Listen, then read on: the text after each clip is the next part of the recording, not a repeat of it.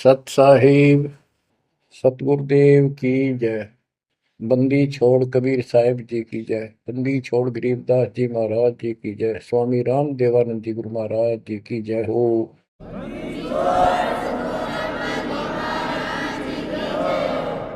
सर्व संतों की जय, सर्व भक्तों की जय, धर्मी पुरुषों की जय। श्री काशी धाम की जय, श्री सुडानी धाम की जय, श्री क्रोथा धाम की जय, श्री बरवाड़ा धाम की जय। सत साहिब। कबीर दंडवतम गोविंद गुरु बंधु जन सोए। पहले बहे प्रणाम तिन नमो जो आगे ओए। सतगुरु पूर्ण ब्रह्म है, सतगुरु आप अलेख। सतगुरु रमता राम है, या ममीन नामेखो। बच्चों, परमपिता परमात्मा कबीर जी असीम रजा से आज आपके ऊपर उस मूल ज्ञान की वर्षा हो रही है जिसकी प्यास आत्मा को युगों युगों से थी। बच्चों, इस गंदे लोग को सुन दो अच्छी तरह। जब तक आपके दिल में यह बात नहीं बैठेगी, वो वहम नहीं होगा आपका कि कित फंस गया क्या। यू घर अपना नहीं, यू परिवार अपना नहीं, यू लोक संसारिक किस ब्रह्मांड अपना नहीं। तो हम किस आस पर जी रहे। केवल अपना सतपुरुष है, उसका नाम कबीर है, सारी सृष्टि का रचनहार है, वो सुख का सागर है, हमारा अपना है, हमारा पिता है, हमारी माँ है, हमारा सच्चा साथी सखा है, हमारा वही बंधु भाई है।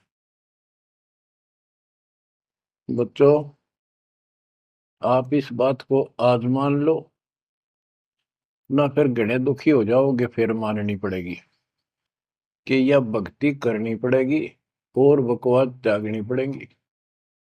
आज शरीर स्वस्थ है, दो रोटी का रोजगार चंगा है, परमात्मा कति याद नहीं आवते, सो जतन कर ले इसको। कितना समझा रहे, माचा माचा करे, कल ये कर दूंगा, परसों ये कर दूंगा। और उसको जब हो जाती है कैंसर, उसकी शकल देखे उस अफलातून की, गिनती के दिन शेष दिखाई देते उसको। इसलिए परमात्मा कबीर जी हमें याद दिलाते हैं, कबीर दुख में सुमन सब करे, सुख में करे न कोई। जय सुख में सुमन करे, तो दुख काहे को होए। कबीर सुख में सुमरण किया नहीं, दुख में करते याद। कह कबीरता दास की, कौन सुन फरियाद। आज जो सुखी हैं, थोड़ा मोटा कोई पद पोस्ट मिली हुई है छोटी मोटी, घर में दो पैसे का जुगाड़ ठीक है, कार कोठी है, उनके तो नखरे न्यारे हैं। उनकी बातों में सुनकर हैरान रह जाते थे हम तो। जब हमको ज्ञान नहीं था, हम भी ऐसे निकम्मे थे। इस अध्यात्म ज्ञान ने तोड़ दिया इस मन की बकवाद, इस अहंकार को फोड़ दिया कति। और ये सतगुरु बिना बात बना नहीं। सतगुरु ऐसा ज्ञान सुनाता है कि आत्मा एकदम सतर्क हो जाती है और परमात्मा की तड़प बनती है। एक नित्यानंद नाम के ब्राह्मण थे, नंदलाल नाम था उनका। वैसे नारनौल के नवाब के यहाँ वो तहसीलदार की पोस्ट पर थे, आज से 300 वर्ष पहले। उसके माता पिता की डेथ हो गई थी। नाना नानी ने उनको पाला, जवान किया, वहां नौकरी लगवा दी। उनके नाना जी उस दरबार में पहले से ही नौकरी करते थे। एक तो जाति ब्राह्मण, ऊपर से पोस्ट तहसीलदार। उस समय तहसीलदार, उस समय तो पटवारी भारी होता था। उनको फिर ज्ञान समझ में आया। एक विष्णु जी के उपासक, वैष्णव परंपरा के संत गुमानी दास नारनौल शहर में किसी भगत के अपने सेवक के यहाँ सत्संग करने आए। उनके साथ में ही नंदलाल तहसीलदार का मकान था। रात के समय सुहाना मौसम था, चांदनी रात थी, ना गर्मी थी ना सर्दी थी। छत पर बैठ गया, घूम रहा था, इतने में आवाज आई सत्संग की। और जो संत बोल रहा था एक एक बात, रात के समय साइलेंट होता है सब कुछ, सारी सुनने लगी उसको। तो नंदलाल तहसीलदार जी को भगवान की तड़प बनी, क्योंकि उसको चोट बहुत लग चुकी थी। बचपन से माता पिता की डेथ होगी, अनाथ हो गया था। तो ऐसे दुख से गुजरे हुए व्यक्ति को शीघ्र समझ में आ जाती है ये बातें। उसको तड़प बनी, ये संसार कुछ नहीं। आपको सत्संग के कुछ अंश सुनाता हूं पहले। ये संत जो हैं वाणी तो कबीर साहब की गाते हैं और मार्ग काल का बताते हैं। वाणी ऐसी गजब की है, खींच लेती है आत्मा को, चुंबक जैसे लोहे को खींचता। लेकिन ये कलम गलत चढ़ाते हैं, इनके पास वो संपूर्ण दीक्षा नहीं। बात यहां बिगड़ गई। और काल ने पूरा लाभ उठा रखा मालिक की अट्रैक्टिव वाणी का। मन तू चल रे सुख के सागर, जा शब्द सिंधु रत्नागर। कोटि जन्म तन भर मत होगे, कुछ नहीं हाथ लगा रे। कुकर शुकर खर बया गोरे, कौवा हंस बुगारे। मन तू चल रे सुख के सागर, जा शब्द सिंधु रत्नागर। कोटि जन्म तू राजा की ना, मिटी न मन की आशा। भिक्षुक होकर दर दर आंडा, फिर मिला न निर्गुण रसा। मन तू चल रे सुख के सागर, जा शब्द सिंधु रत्नागर। इंद्र कुबेर ईश की पदवी, ब्रह्मावण धर्म राया।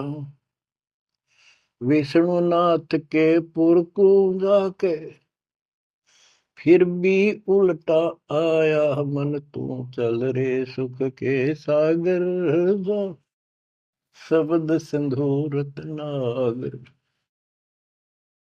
असंख्य जन्म तन मरत्या होगे, जीवित क्यों न मरे रे। असंख्य जन्म तो है मरता होगे, जीवित क्यों न मरे रे। द्वादश धर्मद मैल मठ बोरे, बहुर न दे धर रे। मन तू चल रे सुख के सागर, जा शब्द सिंधु रत्नागर। दोजक भिष्ट सभी तह देखे, राजपाट के रसिया। तीन लोक से तरपति नाही, यो मन भोगी खसिया। मन तू चल रे सुख के सागर, जा शब्द सिंधु रत्नागर। सतगुरु मिले तो इच्छा मिटे, पद मिल पदे समान। सतगुरु मिले तो इच्छा मिटे, पद मिल पदे समान। चल हंसा उस लोक पठाऊं, जो आदि अमर अस्थाना। मन तू चल रे सुख के सागर, जा शब्द सिंधु रत्नागर। चार मुक्ति जा चंपी करती, माया हो रही दासी। चार मुक्ति जा चंपी करती, माया हो रही दासी, दास गरीब अभय पद पर से,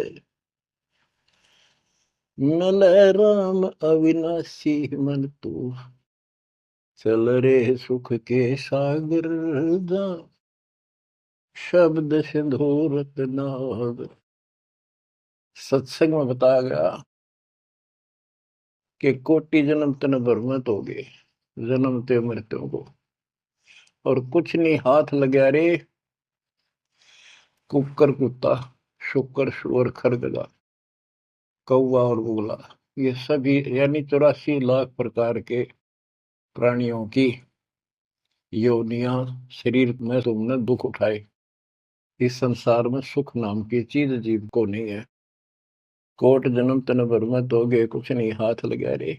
आज सेठ है, सारा कुछ धन है, कार कोठी है, और समय आ गया जान का, सेकंड भी ना लागण दे, एक सेकंड तुरंत उठा कर यम के दूत पटक देंगे धर्मराज के आगे। अब के हाथ लग गया, सारा जीवन खो दिया, कति कर्म बिगाड़ लिए, और आगे पल्ला झाड़ के जा खड़ा अपना बाग। ये सपना टूटते सारी बात समझ में आ जाती, सारा सोपन था यो, ना कोई बेटा अपना था, ना कोई बेटी अपनी थी, ना या कार, ना कोठी अपनी थी। अपना जो काम था वो तो स्टार्ट भी ना किया मूर्खा। बच्चों वहां बहुत बार रो लिया हम जाकर, जब भी मनुष्य जीवन मिला हम वायदा करके आते थे भगवान से, हे परमात्मा इब का दया कर दो, मनुष्य जीवन की कभी गलती नहीं करूंगा, करेंगे करूंगी, भक्ति करेंगे, मालिक को याद रखेंगे, रोटी के लिए काम भी करेंगे, तेरी भूल नहीं होगी दाता, कति कसम खाते, वचन भर के कान पकड़ के नाक रगड़ के आते वहां से प्राणी। और यहाँ ते ये काल इनको ऐसा अचेत कर देता है, नए सिरे से सिखाना पड़ता, ये बेटा या चाचा यू काका ताऊ तेरा ताई मौसी, ये गिलास, ये चमचा, या थाली, या गिलास, ये कटोरा, ये शुरू तो पढ़ानी पड़ती है, कति सारा बुला देता है, इतना जुल्म कर रखा हमारे साथ। इस अज्ञान को आके सतगुरु कबीर भगवान सतगुरु रूप में आते हैं, वो इस अंधेरे को अपने इन वचनों के माध्यम से हटाते हैं। अब बच्चों, मन नेकी कर ले, 2 दिन का मेहमान, मन नेकी कर ले। परमात्मा हमारे सामने खड़े होकर रोया करते हमने, किसी तरह तो समझ लो तुम।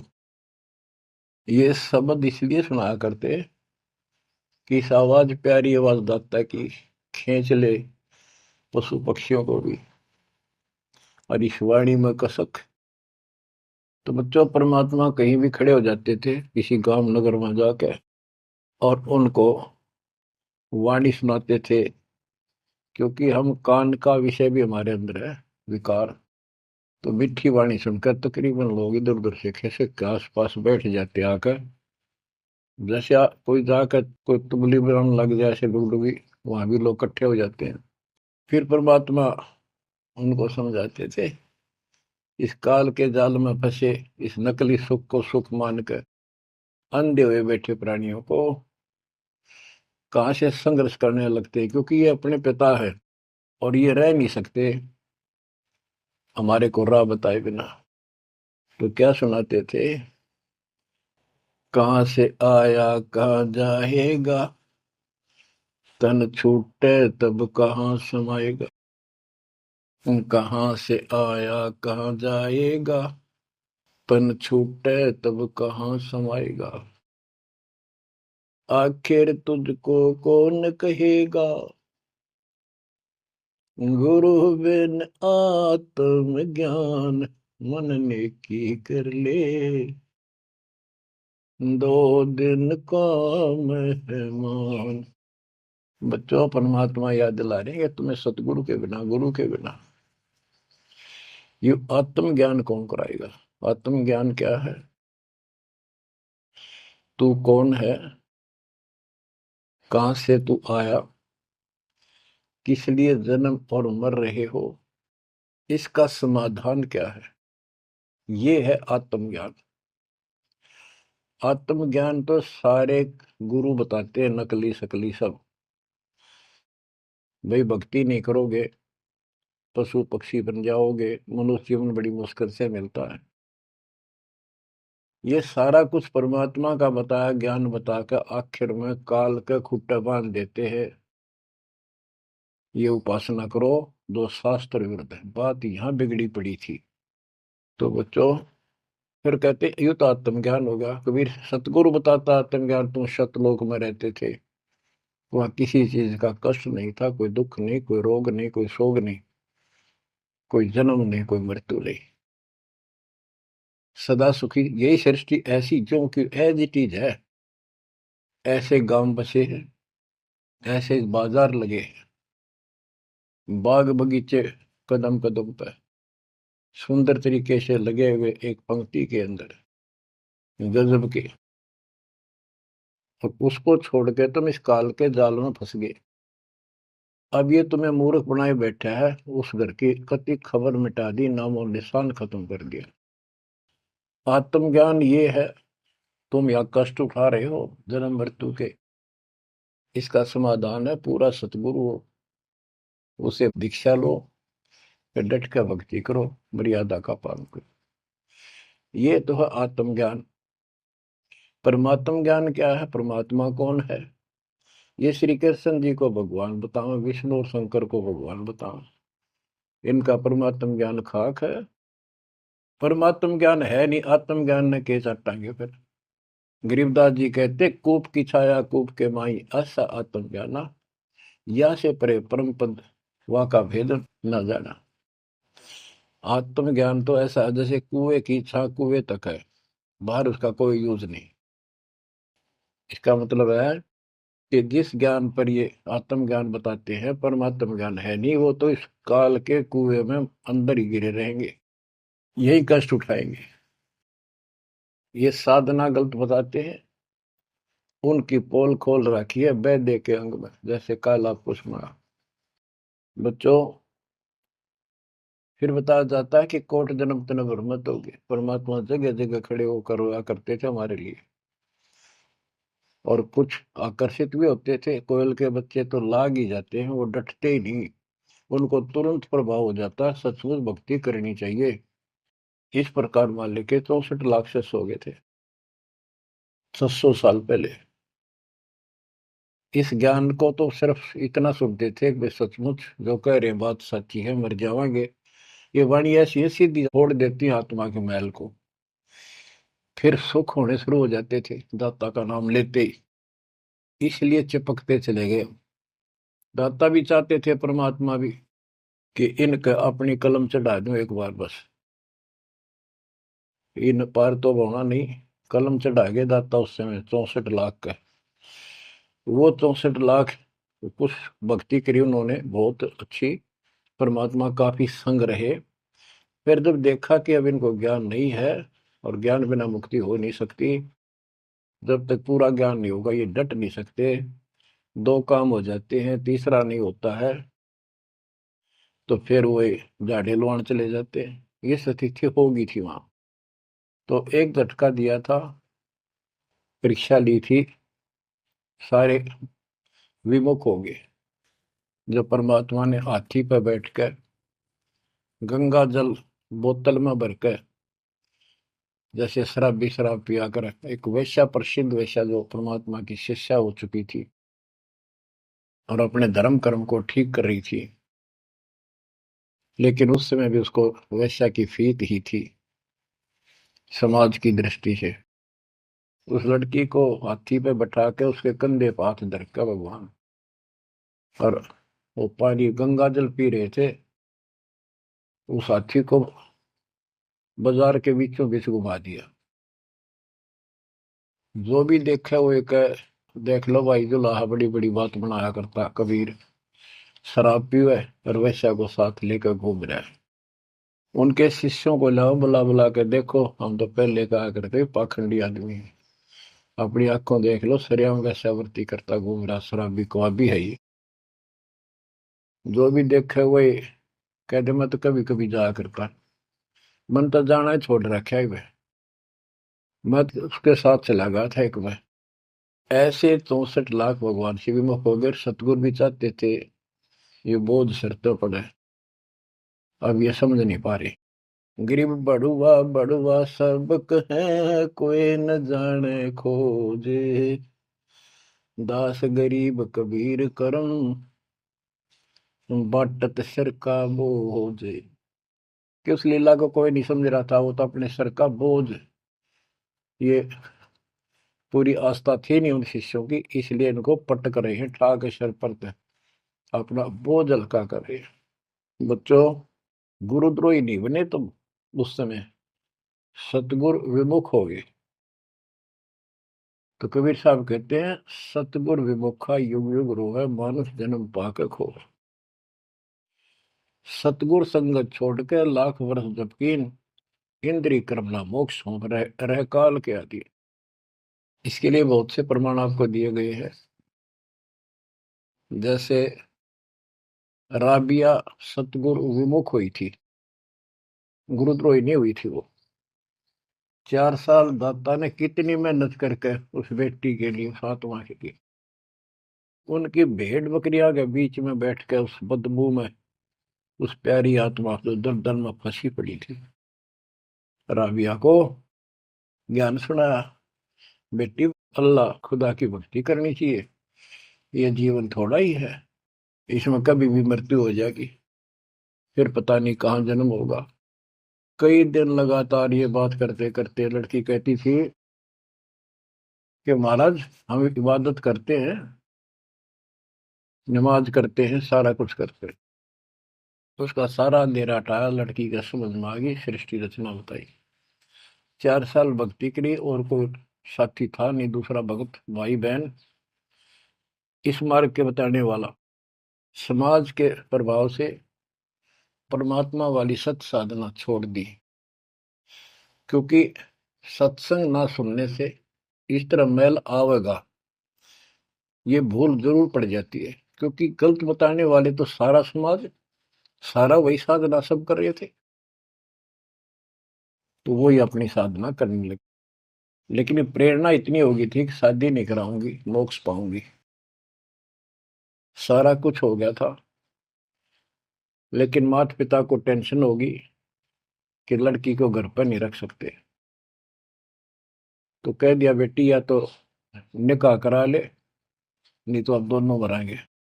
लड़की ने विचार कर लिया कि माता पिता की हत्या का दोष मुझे लगेगा, इसलिए यस कर देती हूँ, अपने पति से बात करूंगी।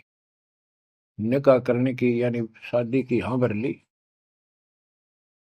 और ब्याह हो गया, अपने पति के घर चली गई। वो एक अच्छा अफसर था, साहब था, नेक आत्मा था। राबिया ने स्पष्ट कर दिया, बात सुनो मेरी, मैं भक्ति करना चाहती हूँ और मैं संतान उत्पत्ति नहीं करूंगी, अगर आपने जोर जबरदस्ती कर दी तो मैं फांसी का के मरूंगी, ये फाइनल सुन लो। उसके पति ने कहा कि एक बात बता राबिया, जब निकाह हुआ आपने स्वयं कबूल किया था, मैं निकाह कबूल करती हूँ। मुसलमानों के अंदर एक विशेष बात है कि लड़का लड़की चाहेंगे तो ब्याह होगा, ना हुआ नहीं, तो तेने उस समय कबूल क्यों किया था? राबिया बोली, मेरी मजबूरी थी, समाज का दबाव था मेरे माता पिता पर, मेरे माता पिता ने शर्त रख दिया तो शादी करा ले, नियम दोनों मरेंगे, तो इसलिए मैंने शादी कर ली। ये आप पर फैसला है, वहां तक 2 मरे थे भी, आई एक मरेगी, मैं भक्ति करूंगी, ये मेरा फाइनल फैसला है।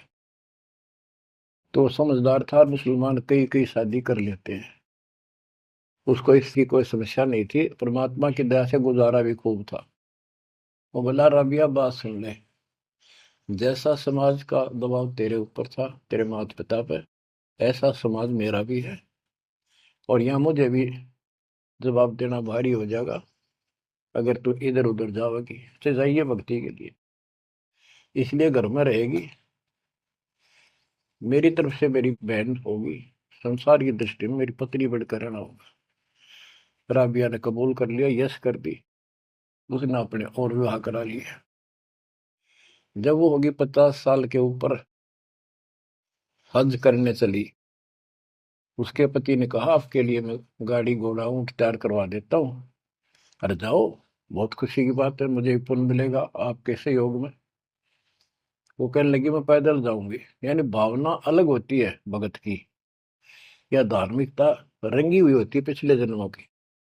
वो चल पड़ी, पैदल चल पड़ी। रेगिस्तान ज्यादा होते थे उस टाइम, सभी जगह सूखे पड़ते थे।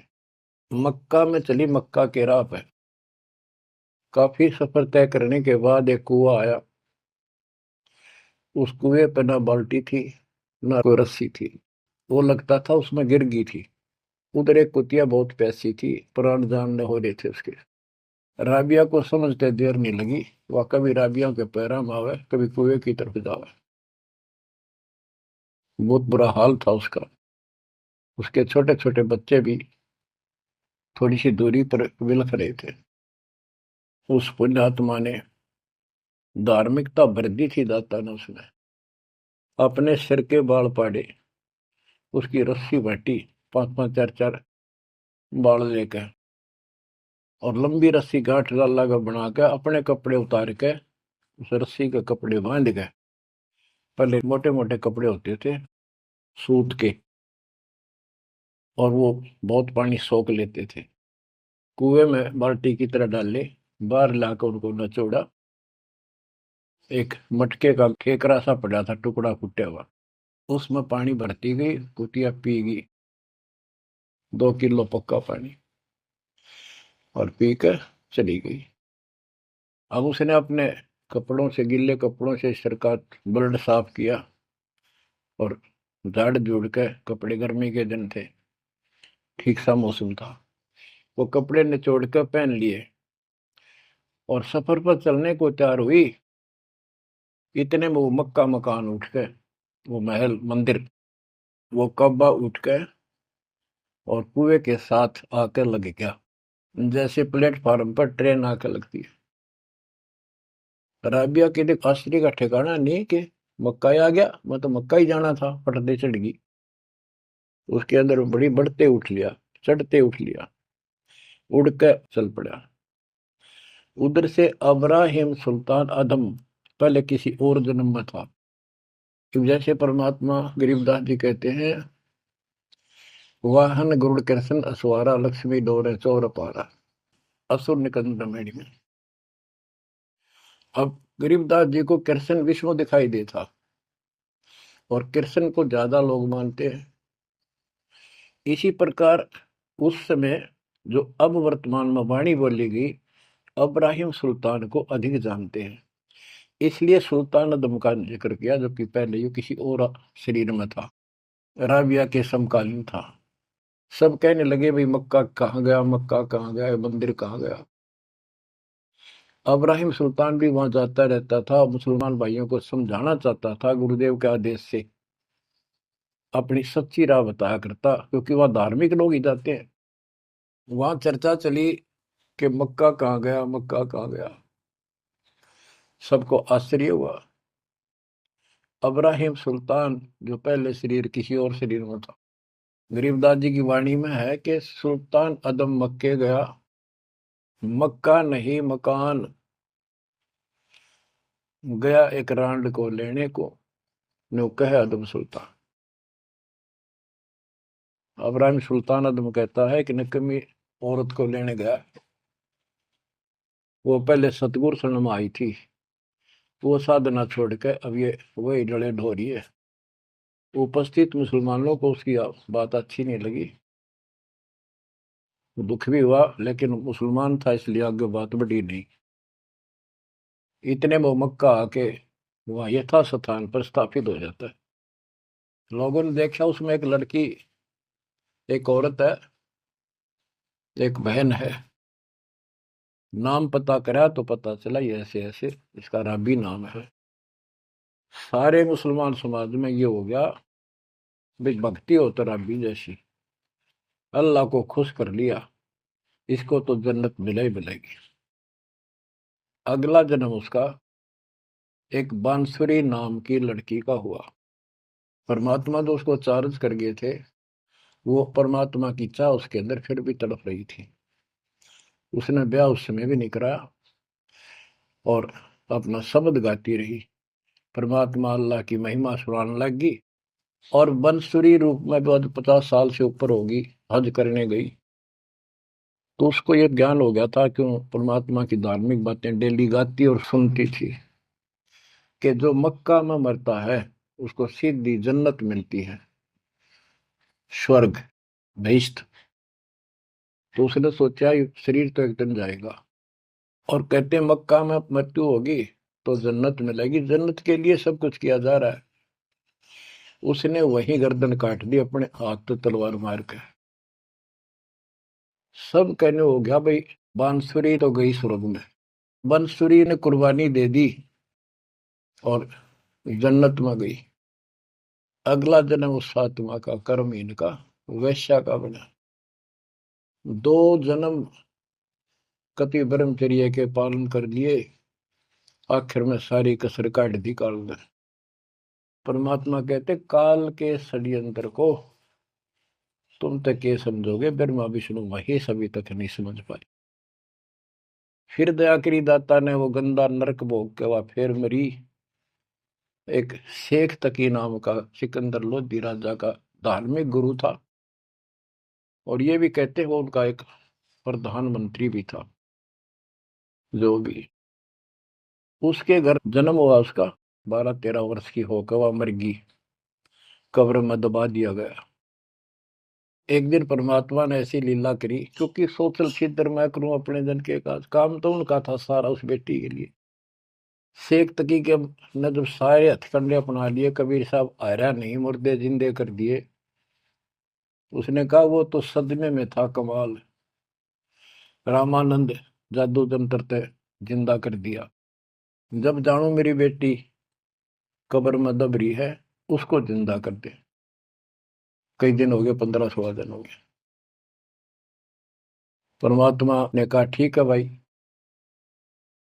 सब इकट्ठे कर लो। मुनादी करा दी, उसने खुद करा दी, कहा जिसकी पोल खुलेगी। परमात्मा ने समय बता दिया, उस दिन करूंगा जिंदा। हजारों आदमी सिकंदर लोधी शेख तकी कब्र फुड़वा दी, वहां इकट्ठे हुए। कब्र फुड़वा दी, लड़की का शरीर था। तो परमात्मा ने कहा शेख तकी तू कोशिश कर ले, कदे 5-6 नंबर बनावे।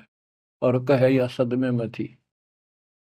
दूसरे बोले जी अगर ये इस तरह कुछ इल्म होता, अपनी बेटी ने कौन कब्र में दब मिट्टी में, आप दया करो। कबीर साहब ने कहा हे शेख तकी की बेटी जीवित हो जा, नहीं हुई। दूसरी बार कहा यही, नहीं हुई। शेख तकी ने बगड़ा पा दिया, नाचन लग गया कि डोंगी की पोल खुल गई, देख लो। कहूं था ना मैं, कभी मुर्दे जिंदे होते हैं, ये तो कयामत के समय होते हैं। तब परमात्मा बोला डट जा बंडेले, रुक। तब कहा हे कबीर की बेटी, आत्मा जहां भी है वापस आ, शरीर में प्रवेश कर बेटी। और 12 इतना ही कहा था, शरीर में कंपन हुई, लड़की उठी, मालिक के चरणों में आकर दंडोत प्रणाम किया, और खड़ी होकर 1.5 घंटे अपने पिछले कर्म, वो पाप बकवाद गलती सारी दोहरा दी, और अपने भगवान के साथ चली गई। परमात्मा ने कहा जा बेटी, अपने पिता के साथ शेख तकी के साथ। लड़की बोली मेरा बाप आप हो। इनका तो इतना संस्कार था, इन दाब दी मट्टी में। अब इनका मेरा कोई संस्कार नहीं था, आगे मेरा पशु दुनिया में जाने का नंबर था। और ये भगवान वहां गए, धर्मराज के दरबार से मुझे बाई फोर्स लाए। तो बच्चों कहते हैं गोरख से ज्ञानी गणे सुखते जति जिहान, सीता सी वो वारिया दूर संत स्थान। ये बड़े बड़े लतीफेदार भाषण करते हैं, सत्संग सुनाते हैं। कहते हैं बीजक की बात आके बीजक नहीं हाथ, पृथ्वी डोबड़ उतर रही है कह मीठी बात। बच्चों प्रसंग चल रहा था सत्संग का, सतगुरु विमुखा योगी गुरु है। तो इसी प्रकार हम सतगुरु विमुखा हुए जब आज तक रो रहे हैं। हमारे वो कुछ भक्ति करा कर चार्ज कर गए थे, जिस कारण से अपने को मनुष्य जीवन मिलते हुए आ रहे हैं और भक्ति की चाह भी है। यह गलती फिर न दोहराई। अब नित्यानंद का जो प्रसंग था उस पर आता हूँ। और सत्संग चला के कोट जन्म तन भ्रमत हो गए, कुछ नहीं हाथ लगा रे, कुकर शुकर खरब्याब हो रहे, कौ वाहन सुलगा रहे, कोटि जन्म राजा की ना। महावीर जैन जैन धर्म के 24वें तीर्थंकर राजा बने, महाराजा बने, स्वर्ग में देव बने, फिर कुत्ते गधे शोर बने। खाक है फिर के चाटव देव पद न जो गदाय बन गया आखिर।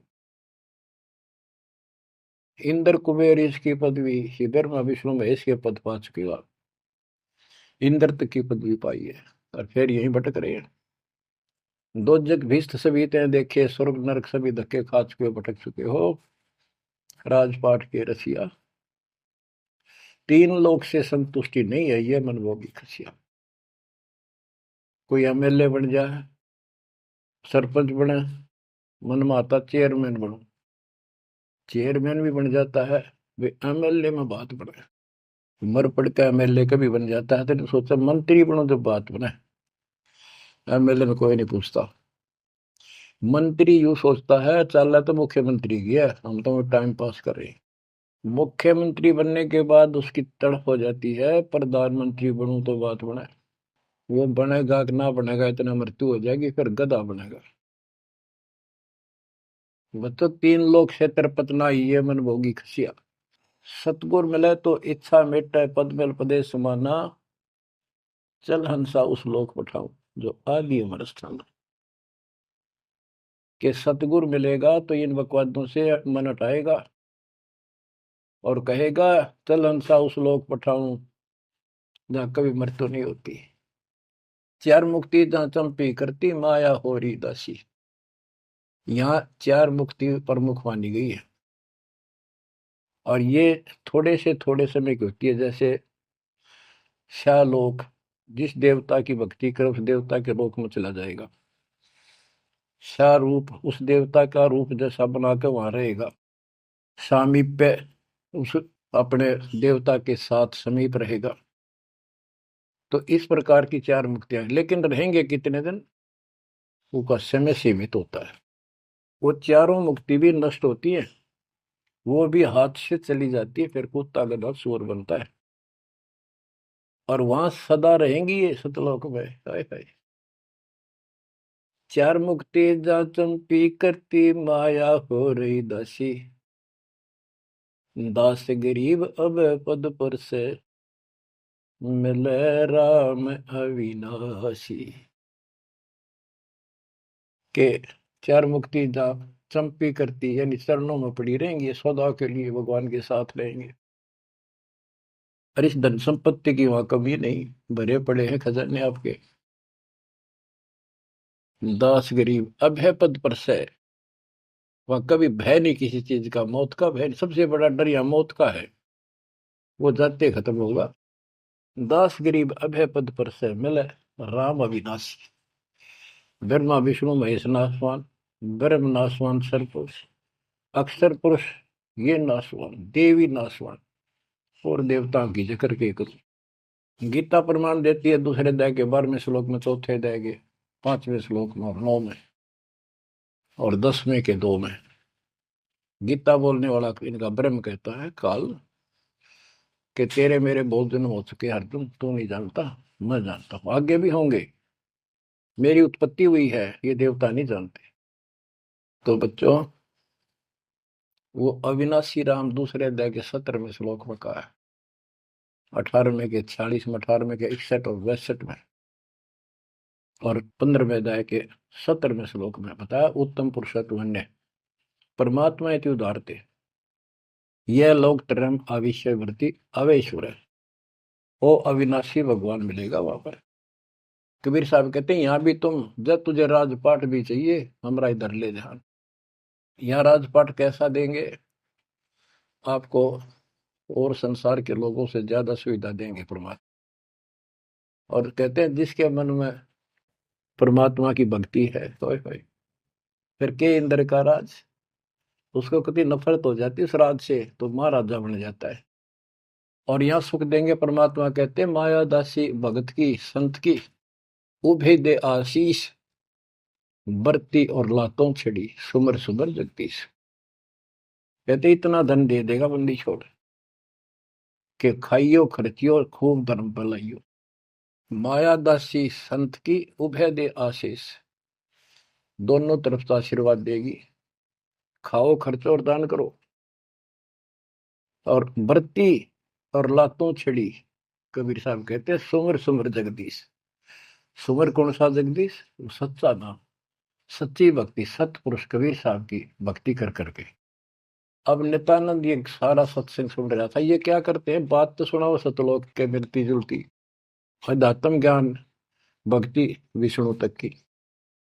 अब नंदलाल पंडित जी ऊपर से तहसीलदार, 2 मरोड़ इकट्ठी।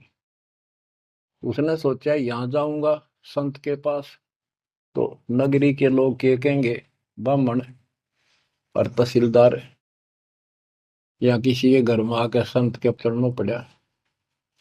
काल ने तक कई रास्ते रोक रखे हैं।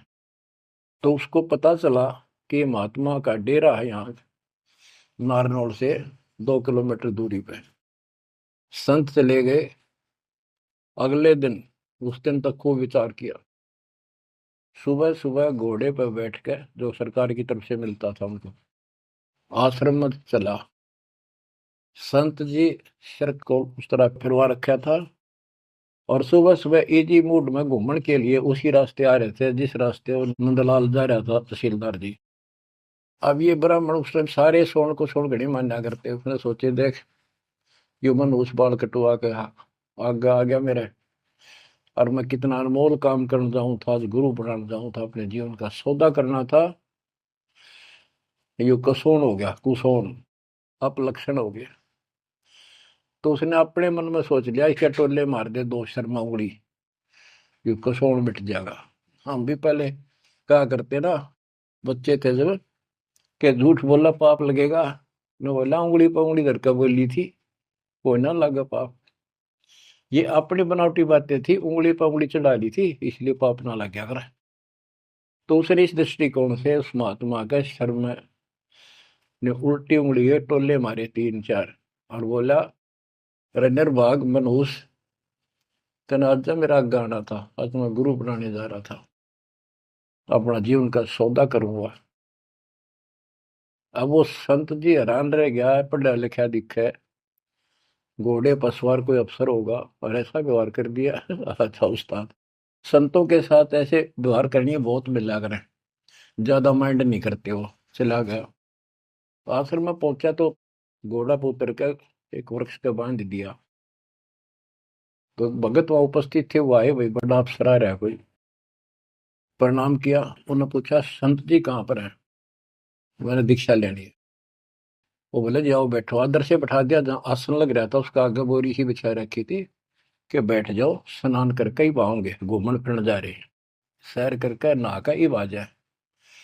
आधे घंटे में घूम फिर कर नहा कर महात्मा जी आसन पाए। सामने घोड़ा बंधा दिखा और वो आदमी बैठा दिखा और देख लिया ये तो महात्मा जी थे, तेने बहुत बड़ी गलती कर दी पापी आत्मा, ये भी धमका होगा और तेने भगा होगा। नीची गर्दन कर ली। अब नंदलाल तो शर्म के मारे गिड़ गए, नीची गर्दन कर ली। महात्मा जी भी समझ गए गुमानी दास के आदमी शर्मा गया। उसने कहा श्रीमान जी आप गुरु बनाने आए हो, इसमें कोई परेशान होने की बात नहीं है। जैसे हम कुम्हार के घर जाते हैं, कोई मटका मोल लेते हैं या कोई बेचने अपने घर पे आता है तो हम उसको टोले मार मार के देखा करें ताकि वो कितना तो फूट तो नहीं रहा, सब बताए कि नहीं। तो आपने अपना गुरु परख लिया, टोले मार गए। बेटा कोई बात नहीं, आप उद्देश्य बताओ आने का। और परमात्मा ने उसकी या अकड़ तोड़नी थी कि संत ऐसे होते हैं। बच्चों, संत तो स्वभाव तो सबका ही अच्छा होता है। बात यहाँ बिगड़ रही है कि सच्ची राह ना होने से फिर के चट अच्छी भाषा न अच्छे बोलना न। गोरख से ज्ञानी गणे सुख दे जति जिहान, सीता शिवो बारिया संत दूर स्थान। नित्यानंद तो चरणों में पड़ गया, रो है कि भगवान मैं सारा अपना अपनी इंट्रोडक्शन दी, सारी पहचान बताई। ऐसे ऐसे मैं नारनौल के नवाब के यहाँ तहसीलदार हूँ, और परसों आपका सत्संग रात ने सुना, मेरी आंख खुल गई, मैं मोक्ष चाहता हूँ। उसने जैसा जंतर मंत्र दिया, उसने शिरोधार्य कर लिया और भक्ति करने लग गया। इतना प्रेरित हो गया कि नौकरी भी छोड़ दी, और गुरुजी तो चले गए, वो अपना घर त्याग गए उस मंत्र को साथ लेकर। एकांत स्थान जंगल की खोज करने लगा। तो हरियाणा में यहाँ एक माजरा गांव है, बेगोवा है, बास है, इन 3-4 गांवों की सीमा इकट्ठी है। वहां एक तालाब बना हुआ था, जोड़ी सी। उस पर काफी जंगल नमक, जंगल तो वैसे पहले बहुत होते थे सारे ही। उसको जटेला जोड़ बोलते हैं। वहां आकर उसने अपना शेष जीवन बिताया। भक्ति सही नहीं थी, आदमी खरा था, परमात्मा की चाह खूब थी, पिछला संस्कार कोई प्रबल था, लेकिन भविष्य जीरो था उसका। फिर भी उसने जब ज्ञान हुआ तो क्या कहा, क्या कहते, उसका नाम फिर नित्यानंद रख दिया उसके गुरु जी ने। नाम बदल दिया।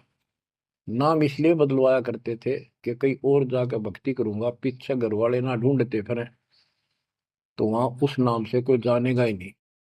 तो क्या कहते हैं नित्यानंद जी, फिर अपने विचार व्यक्त करते हैं अपने फॉलोअर के सामने।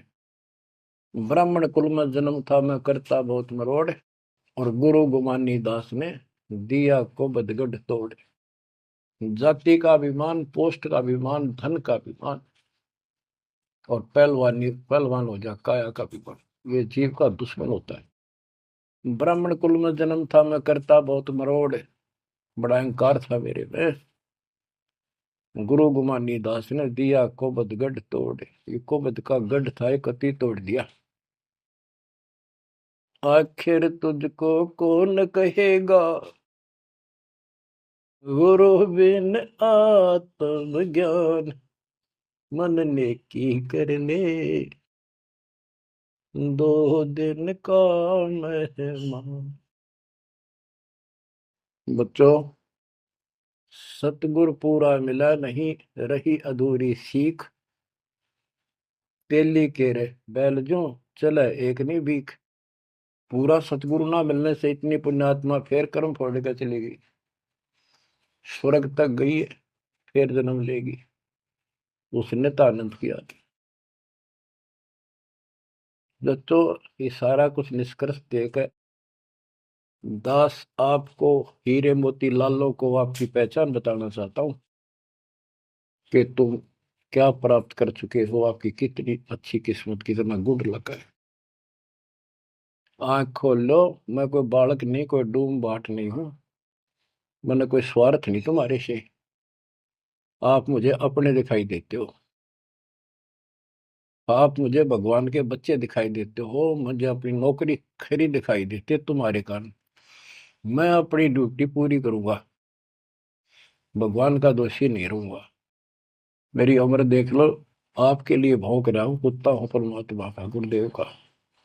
जागो थारी भला, ना जागो थारी मर्जी। आशा करता हूं जागोगे, सतभक्ति पर लागोगे, इस गंदे लोक को त्यागोगे, सतलोक में जाकर स्थान पाओ। परमात्मा आपको मोक्ष दे, सदा सुखी रखे। सत्संग।